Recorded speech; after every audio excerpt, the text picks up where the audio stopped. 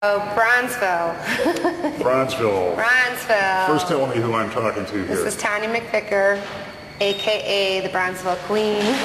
I did not give myself that name. A lot of we have queens in Lakeview too, but they don't look like you, Tawnya. It's different. Different kind of queen. It's queen in the fact that I know a lot about it. So I moved there with my husband 3 years ago. We bought a loft, and the reason why we bought there, I came from the north side, he came from the suburbs, and we just wanted a lot more space and proximity to the lake as well as the expressway. An investment. We are near one of the L stops that runs right through the neighborhood, and so it's really benefited us because we since have rented that place out.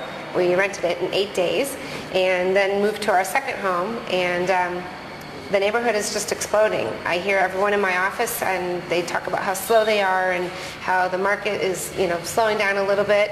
But meanwhile, last week I took in 6 contracts. So 6 contracts in Bronzeville? Yes. So I like to say that it has a lot of value, and there's people coming from all over the city to move there, and I am super excited about it because like I said, I own 2 properties and I have a lot of listings there.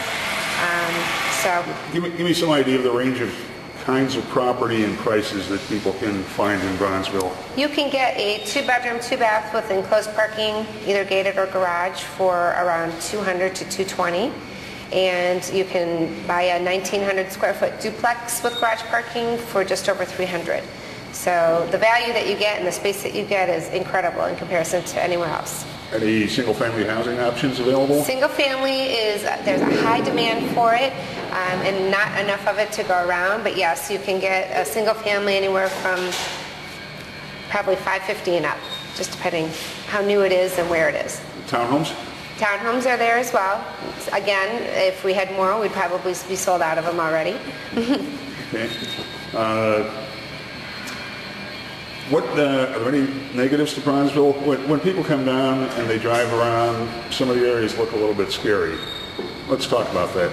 No, you have to define scary. Everyone has a different threshold. People from the suburbs, I'm saying, who don't understand the city, and they look at city streets and they're not quite sure what they're looking at.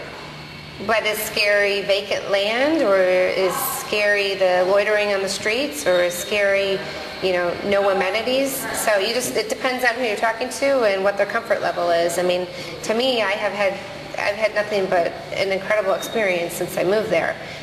Do I wish there were a little bit more to offer as far as retail and commerce? Yes, but I also know that my price points when I bought those units and when I list these units will be a lot higher when that comes. So that's the thing that you have to compromise right now to get the space that you're getting for the price.